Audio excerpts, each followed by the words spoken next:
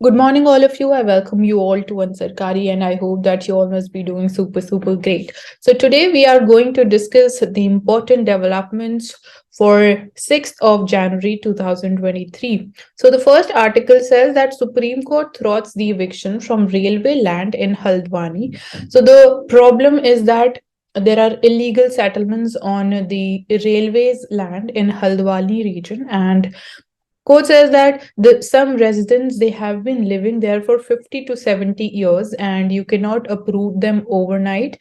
And it suggests to have a rehabilitation plan, and it denounces the High Court's order which allowed the use of paramilitary forces for this drive. So it becomes important to maintain a balance between the railways' need to develop that land, which belongs to the railways. However, people have been living there illegally, and also to maintain balance between the family's right to live with dignity. So, balance between the family's right to live with dignity and the railways' need to develop the land. So, the rights of the families on the land had to be examined. So it is important to examine this also. And even those who have no rights, but they have been living there for years, they need to be rehabilitated. So the main focus or the solution is going to be a proper and effective, a balanced and comprehensive rehabilitative plan for these people. Now, coming to the decennial census, so this has been put off till September, and we see that it has been further postponed to September as the government had informed the states that the date of freezing of the administrative boundaries it has been extended till June 30. So, as per the norms, the census it can be conducted only 3 months after freezing of the boundary limits of the administrative units. So here, since you see that the government says that the boundaries they will remain frozen up till June 30. So post 3 months, you have the possibility of carrying out a census. So the census of 2021 is due, which has not been carried out and it has been delayed because of the COVID-19 pandemic. And the Office of Registrar General of India, it does not specify any reason for this postponement. And you should be knowing that the Parasnath Wildlife Sanctuary is there in Jharkhand. So we'll be looking at the whole issue regarding this also later on in the video.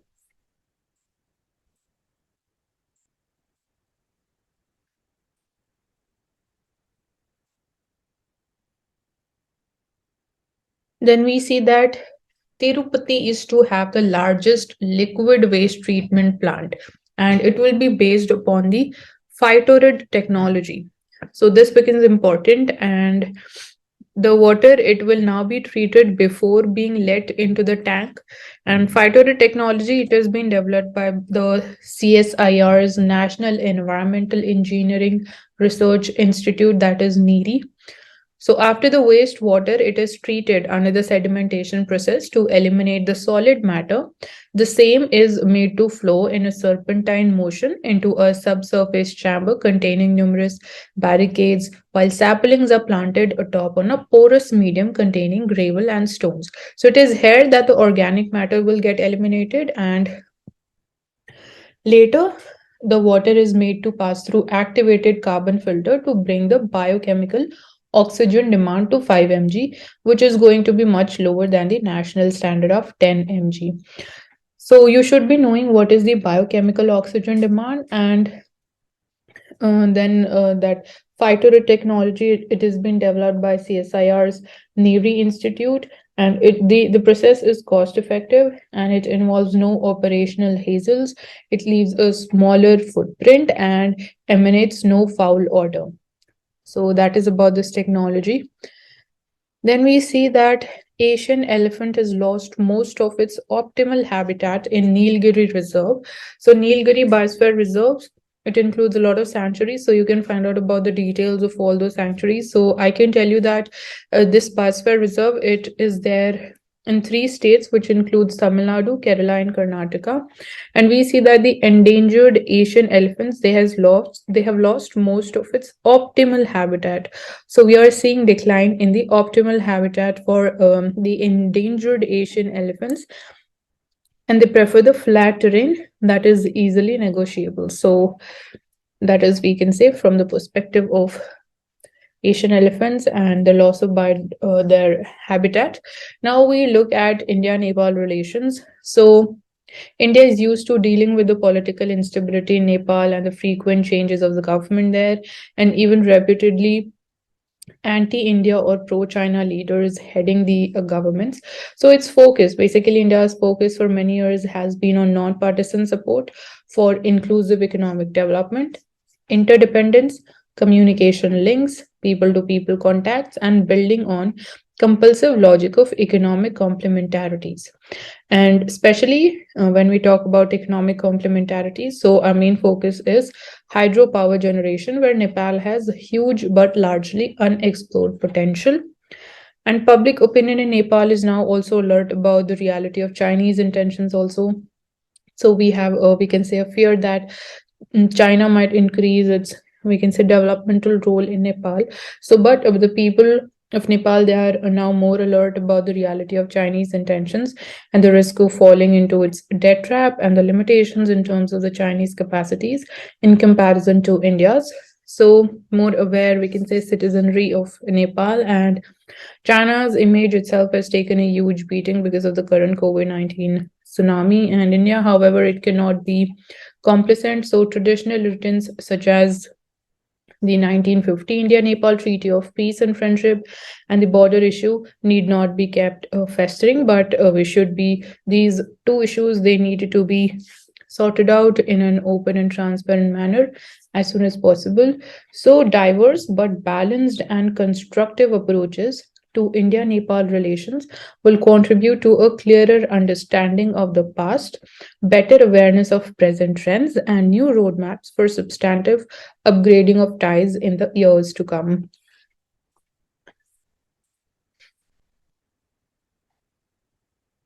Then this article becomes important. Yesterday only we talked about government launching the green hydrogen mission, basically releasing more funds for it. So we know firstly what is the meaning of green hydrogen. So as the name suggests, that green hydrogen which is produced using renewable energy or such a technology which does not releases greenhouse gases or which does not cause global warming. So green hydrogen is a hydrogen which is produced via electrolysis. So in electrolysis, we see splitting of water into hydrogen and oxygen with electricity which is generated from renewable energy sources such as solar or wind energy. So the we can say electricity that is used in electrolysis has to be renewable energy in order to ensure that it is green hydrogen, and this is the most environmentally sustainable way of producing hydrogen. Then we have two more types of hydrogen, that is gray hydrogen which is produced using natural gas, and blue hydrogen is produced using fossil fuel sources. So all of the hydrogen manufactured now is the so-called black or brown hydrogen, which is produced from coal. So black or brown hydrogen is produced using coal. So there are the different types of hydrogen depending upon the source that is used to produce the hydrogen, and this can come up in PT also. So looking at what is the challenge is the high cost. The process that is there to produce green hydrogen is costly compared to the other types of hydrogen. So green hydrogen currently it accounts for less than 1% of the global hydrogen production due to it being expensive to produce, and we can say that this provides India an opportunity to develop its green hydrogen capabilities and be a world leader in green hydrogen. So, what is this National Green Hydrogen Mission? So, the mission has laid out a target to develop green hydrogen production capacity of at least 5 million metric tons per annum, and this is alongside adding the renewable energy capacity of about 125 gigawatts in the country. And as per the nationally determined contribution to meeting the goals of the Paris Agreement, India has committed to reduce emissions intensity of its GDP by 45% by 2030 from the 2005 levels. So, how will the mission, how this mission is going to support green hydrogen production? So, there are two umbrella submissions under this program. So, the first one is SITE that we also discussed yesterday.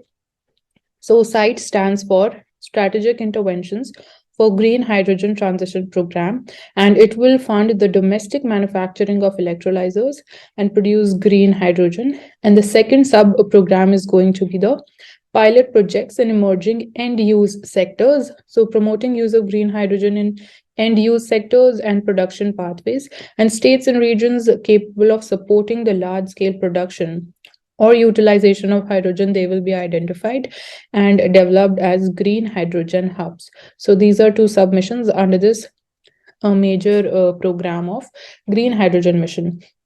So we don't have the necessary infrastructure yet to execute all these intermediary steps, and we need to announce incentives to convince enough users of industrial hydrogen to adopt green hydrogen. Then we need to develop supply chains in the form of pipelines, tankers, intermediate storage, and large leg distribution networks, and effective skill development program to ensure that lakhs of workers they can be suitably trained to adapt to a viable green hydrogen economy.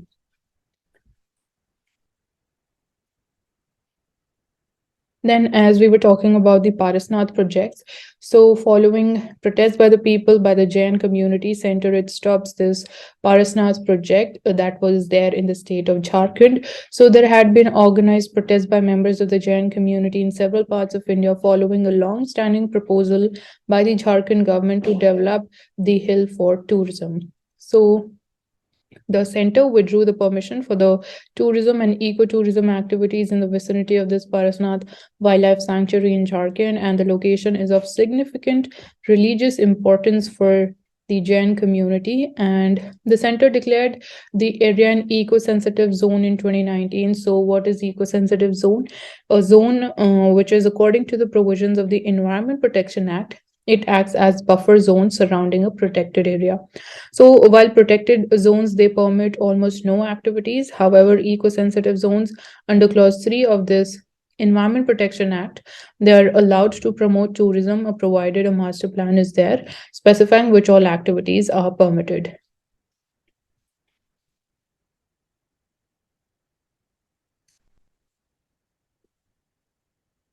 Then we see that UGC unveils draft norms to allow foreign universities to set up campuses in India. So we can say that when we talk about FDI in higher education, which is at we can say very low level in India, and we do not have as such any foreign university campuses located in India. So the new education policy 2020, it has envisioned that top universities in the world, they will be facilitated to operate in India, and it will be given special dispensation regarding, so they'll be having autonomy regarding regulatory, their governance and content norms on par with other autonomous institutions in India.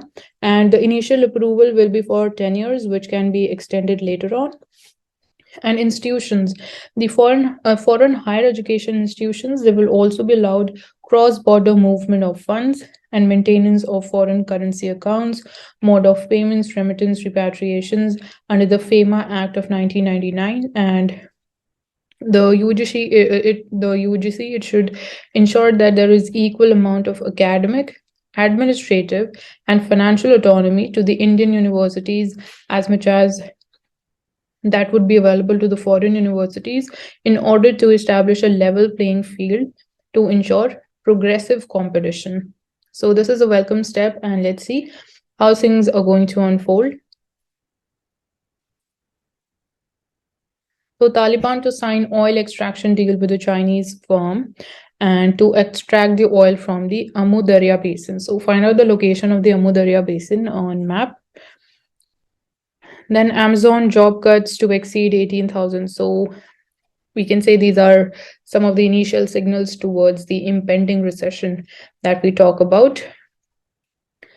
And huge green hydrogen subsidy distorts trade. So at the same time, when we are promoting green hydrogen in India, it believes that huge subsidies that have been announced by some of the developed countries for their green hydrogen sectors, it can distort trade, and it is in violation of the World Trade Organization norms. So this is also one of the aspects that India has blamed the developed countries because they are providing, we can say, subsidies in order to develop their green hydrogen sectors. And Russia, it is shipping more Arctic crude to India and to China also. So it is sending more crude oil produced in the Arctic to China and India and at steeper discounted rates. So that is, we can say, one of the opportunities that India is leveraging and taking benefit of, because given the Russia-Ukraine war, Russia is not supplying this crude oil, which was earlier used to be going to the European countries, and it is now being diverted towards China and India. And the Arctic crude exports to India, they have steadily risen since May with a record 6.67 million barrels loaded in November. So that is, we can say, one of the benefits to India. Let's take up the Financial Express now.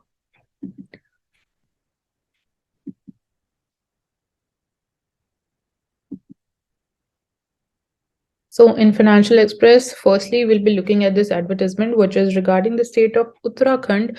So one district, two products scheme, and the local products, they'll be getting recognition through this scheme. So we see that different regions and the two products that have been identified for promotion under the scheme. So you see in Almora, you have Bal Mithai. So you should be knowing that these products, they belong to the state of Uttarakhand.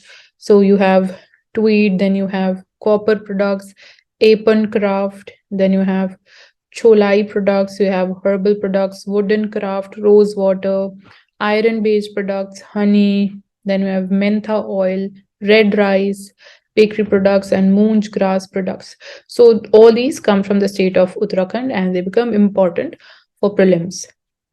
Unlocking the potential of hospitality. So in this, we see as the world moves on the service sector with the travel and tourism business included, it is emerging as a major growth engine for the Indian economy. So this is going to have a multiplier effect. If we are promoting the hospitality sector, it will be having force multiplier effect, or we can also say that domino effect. So these are different terminologies, which means the same. So we see that it will have a multiplier effect as associated industries like hospitalities will be promoting more, we can say, indirect jobs. If we are promoting tourism, if we are giving it the status of infrastructure and industry. So the domino effect of sector on indirect jobs creation is going to be there. And as per trends, we see that every hotel room generates 5 to 7 jobs.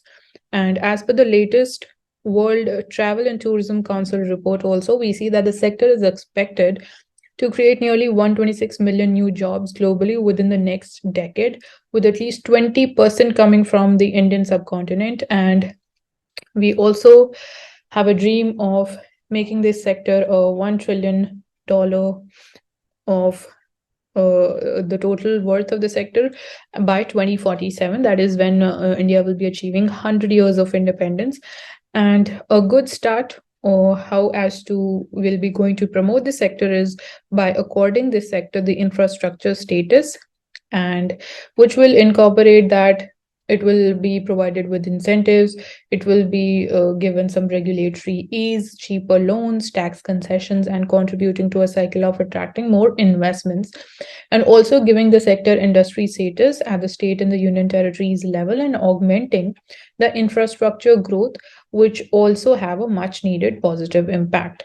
So on the back of a very strong consumer demand that we have there in India, the domestic demand, which is supporting our growth, and travel and tourism, it offers promising growth and is at an important inflection point. So it is important to infuse more investment into this sector and reap the potential benefits out of it. So that is all for today. Thank you for joining in Sarkari, and I hope you have understood the key points. Do not forget to subscribe to the channel, hit the like button, and share this video as much as possible. Thank you again for joining us.